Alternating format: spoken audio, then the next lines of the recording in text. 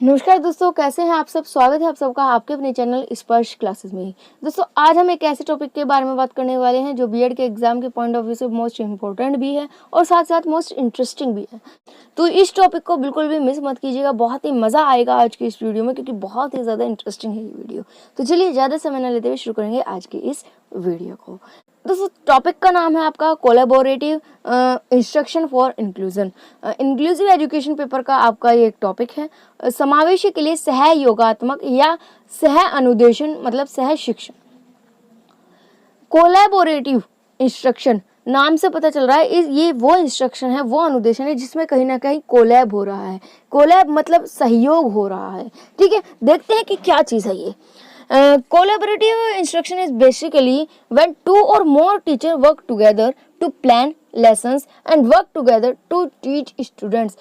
Collaborative instruction वो instruction है जिसमें क्या होता है, दो या दो से ज़्यादा टीचर्स होते हैं, एक साथ काम करते हैं, मिलकर काम करते हैं, मिलकर बच्चों के जो लेसन होता है उसको प्लान करते हैं, प्लानिंग करते हैं और मिलकर ही बच्चों को टीच करते हैं, यानी कि पढ़ाते हैं। वो कैसे कैसे अभी हम आगे बात करेंगे इसके बारे में।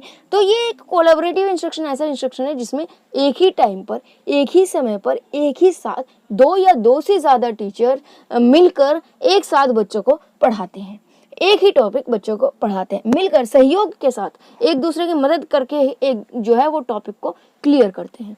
इंक्लूसिव एजुकेशन के अंदर ये मोस्ट इम्पोर्टेंट और मोस्ट इफेक्टिव आप कह सकते हैं ये स्ट्रेटेजी है एक तरह से। इसमें क्या होता है, को टीचिंग या collaborative team teaching can involve general education teachers and in special education teacher working together. इसमें क्या होता है, जनरली आमतौर पर देखा जाता है कि जो नॉर्मल एजुकेशन सिस्टम है हमारा, जो जनरल एजुकेशन सिस्टम है उसके टीचर, और जो स्पेशल एजुकेशन होती है, स्पेशल एजुकेशन मतलब जो विशिष्ट बच्चे होते हैं, डाइवर्स नीड वाले, उनके लिए जो स्पेशल एजुकेशन टीचर्स होते हैं वो टीचर, दोनों टीचर आपस में मिलकर एक साथ काम करते हैं। कोलैबोरेटिव में अक्सर देखा जाता है कि जो दो टीचर काम कर रहे हैं या दो से ज़्यादा टीचर काम कर रहे हैं, उनमें से एक टीचर आपका पाएगा जनरल एजुकेशन का और दूसरा टीचर आपका पाएगा स्पेशल एजुकेशन का। दोनों अपने आपस में एक दूसरे से विचार विमर्श करके एक प्लानिंग करते हैं, टीचिंग करते हैं और सब काम जो है टीचिंग का करते हैं। Co teaching works best when both teachers are equals in the classroom. Co teaching की जो ये आपका कॉन्सेप्ट है ये सबसे ज़्यादा बेस्ट काम करता है कब, जबकि दोनों टीचर्स इक्वली पार्टिसिपेट कर रहे हैं, दोनों टीचर्स क्लासरूम में बिल्कुल इक्वली हो। ऐसा नहीं होना चाहिए कि भाई एक के ऊपर छोड़ दिया, ठीक है, या एक पार्ट ही नहीं ले रहा है या फिर एक अच्छी तरह से नहीं कर। जब दोनों ही टीचर बिल्कुल बेहतरीन तरीके से जो है इक्वली इन्वॉल्व होंगे ना उस चीज़ में, तब ये जो कंसेप्ट है ये बहुत ज़्यादा इफेक्टिव हो जाता है। ठीक है, तो कुल मिलाकर कोलैबोरेटिव क्या है, जिसमें दो या दो से ज़्यादा टीचर एक साथ मिलकर पढ़ाते हैं। अब कैसे पढ़ाते हैं, क्या ये प्रोसेस चलता है, वो देखते हैं। देखते हैं यह छात्रों की मदद कैसे करता है, मतलब हाउ इट हेल्प्स स्टूडेंट्स, कैसे ये वर्क करता है ये आपका कॉन्सेप्ट। तो सबसे पहला है one teaches one assists and और ऑब्जर्व्स, मतलब दो टीचर्स हो गए, हम दो को लेकर चलते हैं, दो से ज़्यादा भी हो सकते हैं, लेकिन दो टीचर्स का हम एग्जांपल जो है वो लेकर चलते हैं आगे तक। दो टीचर्स अगर आपके क्लास में है, उसमें से एक टीचर तो आपको टीच करेगा और दूसरा क्या करेगा, उस टीचर को असिस्ट करेगा, यानी कि उसकी तरह एज असिस्टेंट काम करेगा, और या बच्चों को ऑब्जर्व करेगा। मतलब दो टीचर है, एक टीचर तो बोर्ड पर चला गया उन टीचर्स को बच्चों को पढ़ाने के लिए, ठीक है, एक टीचर का काम क्या होगा, बच्चों को पढ़ाना है। वहीं दूसरे टीचर्स का क्या काम हो गया, वो बच्चों को ऑब्जर्व करते हैं, इंडिविजुअली हर एक बच्चे पर ध्यान रखते हैं, स्टूडेंट्स का जो रिस्पॉन्स आ रहा है उस पर ध्यान रखते हैं। बीच बीच में अगर किसी स्टूडेंट्स को स्पेशली नीड्स है, कोई स्पेशली मदद की ज़रूरत है, तो वहाँ पर उसको तुरंत मदद पहुँचाते हैं। जैसे आपने देखा है इंक्लूसिव एजुकेशन में क्या होता है, एक ही क्लासरूम में आपके पास एबल्ड और डिसेबल्ड दोनों तरह के बच्चे होते हैं, हर तरह के बच्चे होते हैं, चाहे उसमें कोई भी डिसेबिलिटी हो सकती है, तो हर तरह के बच्चे होते हैं। अब उसमें से जो नॉर्मल बच्चे होंगे वो तो सामने वाली टीचर्स को देखकर इजीली समझ रहे होंगे, लेकिन जो डिसेबल्ड बच्चे होंगे उनको कहीं ना कहीं स्पेशल नीड होती है, स्पेशल ज़रूरत होती है, आपने देखा है। और जब ये कंसेप्ट की हम बात करते थे कि एक ही छत के नीचे एक ही जगह पर एबल डिसेबल्ड बच्चों को पढ़ाना है, तब वहाँ पर सबसे पहला क्वेश्चन यही आता है कि इज दिस प्रैक्टिकल, क्या ये चीज़ प्रैक्टिकल है, क्या ये चीज़ जो कंसेप्ट है इंक्लूसिव एजुकेशन का, ये व्यवहार में लाया जा सकता है? उसी का ये आंसर आपका ये है को टीचिंग। इसमें क्या होता है, एक टीचर पढ़ा रहे हैं, बीच में अगर किसी बच्चे को ज़रूरत है, किसी बच्चे को कुछ दिख नहीं रहा है, समझ नहीं आ रहा है, तो वो टीचर हेल्प करता है उसकी। अगर बीच में किसी बच्चे को पढ़ने में दिक्कत हो रही है, वो टीचर वहाँ जाकर उसको पढ़ने में मदद करता है, या लिखने में दिक्कत हो रही है, वहाँ टीचर जाकर उसको लिखने में मदद करता है। कोई स्पेशल बच्चा है आपके क्लास में, उसको ये प्रॉब्लम हो रही है, तो स्पेशली टीचर्स उसकी तरफ ध्यान देता है और उसकी मदद करता है। तो दूसरे टीचर का काम क्या होता है कि वो पहले टीचर को असिस्ट करता है, यानी कि उसका सहयोग करता है, उसकी मदद करता है, साथ ही साथ बच्चों को ऑब्जर्व करता है, बच्चों को ध्यान देता है कि किन बच्चे का क्या रिस्पॉन्स आ रहा है, किस बच्चे को दिक्कत हो रही है। अगर किसी बच्चे को दिक्कत हो रही है, उसकी प्रॉब्लम को तुरंत उसी वक्त सोल्व कर देते हैं। आप सब जानते हैं एक टीचर के लिए ये सब चीज़ करना पॉसिबल नहीं है, हो भी तो बहुत ज़्यादा मुश्किल हो जाता है। लेकिन जब 2 टीचर होंगे या 2 से ज़्यादा टीचर होंगे, तब उसमें क्या होता है, ये काम जो होता है बिल्कुल अलग अलग बढ़ जाता है। एक टीचर पढ़ा रहा है और उसके पढ़ाने में अगर किसी बच्चे को दिक्कत आ रही है, तो दूसरा तुरंत पहुँच उसकी मदद कर रही है। तो इसमें इस तरह से काम करते हैं। नेक्स्ट पॉइंट है, students no there is a teacher available to answer their questions और give help in the moment. जो सभी बच्चे होते हैं क्लास के, उनको पता होता है कि यहाँ पर एक टीचर हमारे पास अवेलेबल है, जो कि अगर हमें कोई भी प्रॉब्लम आ रही है किसी भी टाइम पर, तो वो तुरंत हमारी हेल्प करेंगी। हमारा कोई क्वेश्चन हमारे मन में उठ रहा है, तो वो तुरंत हमारे क्वेश्चन का आंसर जो है वो देंगे। अब सीधी सी बात है, आपकी क्लास में एबल डिसेबल्ड सब तरह के बच्चे हैं। तो डिसेबल्ड में क्या हो जाता है कि किसी बच्चे को सुनने में दिक्कत है, या बोलने में दिक्कत है, या समझने में दिक्कत आ रही है, इस तरह के बच्चों को डिसेबल्ड बच्चे कहते हैं। ठीक है, ये हम ऑलरेडी पहले कंप्लीट डिटेल में पढ़ चुके हैं अलग अलग डिसेबिलिटी को। अब उसमें ऐसा तो नहीं होगा आपकी क्लास में सभी के सभी बच्चे डिसेबल्ड होंगे, या 50 बच्चे, अगर आपके क्लास में 100 बच्चे तो 50 डिसेबल्ड होंगे, नहीं। ऐसे तो बहुत ही कम % में पाया जाता है ना कि वो बच्चे डिसेबल्ड हो। अगर आपके 50 स्टूडेंट्स की क्लास है, तो 1-2 बच्चा ऐसा होगा जिसको सुनने में दिक्कत होगी, 1-2 बच्चा ऐसा होगा जिसको देखने में दिक्कत होगी। तो जो टीचर हेल्प कर रहा है वो उन बच्चों की मदद कर लेते हैं। ठीक है, तो इस तरह से वर्क करता है। स्टूडेंट्स को पता होता है कि अगर हमें कोई बीच में दिक्कत आ रही है, तो वो टीचर है तुरंत आके हेल्प कर देंगे। तो इससे क्या होता है कि आपके टीचिंग का काम भी नहीं रुकता है, और बच्चा जो है जिसको स्पेशली नीड्स की ज़रूरत है, उसको तुरंत हेल्प मिल जाती है।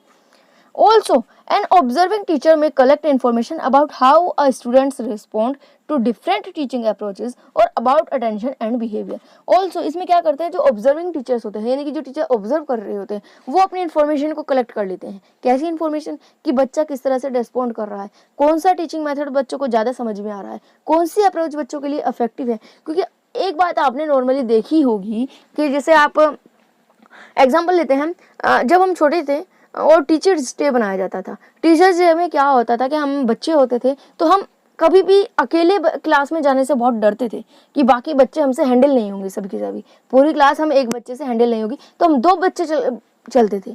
2 बच्चे में क्या होता था, एक तो बच्चा पढ़ा रहा होता था, एज अ टीचर्स की तरह से रोल कर रहा होता था, क्योंकि टीचर्स डे बनता था उस दिन, सभी बच्चे पढ़ाते थे 12th क्लास के बच्चे, और जो टीचर्स होते थे वो उस दिन कुछ नहीं पढ़ाते नहीं थे।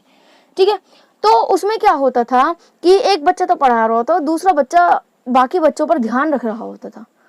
ठीक है, कि कोई गलती तो नहीं कर रहा है, कोई शोर तो नहीं मचा रहा है, इस चीज़ का ध्यान रखता था। तो उसमें जब 2 टीचर्स हो जाते थे, वहाँ पर जो होती थी टीचिंग बहुत ज़्यादा अच्छी होती थी। सेम चीज़ यहाँ पर करनी है। वहाँ पर तो हम दूसरा अपना क्लासमेट इसलिए लेकर जाते थे कि बच्चा शोर ना मचाए, बाकी बच्चे हैंडल हो जाए और बच्चे को ध्यान वहीं पर रहे। ठीक है, लेकिन यहाँ पर दूसरे टीचर का क्या उद्देश्य होता है कि वो अगर किसी बच्चे को कोई दिक्कत हो रही है उसकी तुरंत हेल्प कर सके, साथ साथ वो उनको ऑब्जर्व करता है कि कौन सी स्ट्रेटजी पे बच्चे किस तरह से रिस्पॉन्ड कर रहे हैं। ठीक है, बच्चों का बिहेवियर क्या आ रहा है, उन सब चीज़ों पर जो है वो ऑब्जर्व कर लेते हैं। क्योंकि जो काम कर रहा है, जो टीचर्स पढ़ा रहे हैं, वो टीचर्स इन सब चीज़ों को जो है परफेक्टली नहीं देख पाते हैं, क्योंकि उनका ध्यान पढ़ाने में होता है। लेकिन जो टीचर्स खाली है, सिर्फ उनका स्पेशली काम यही है कि बच्चों को ऑब्जर्व करना, तो वो बेहतर तरीके से जो है ऑब्जर्व कर पाते हैं।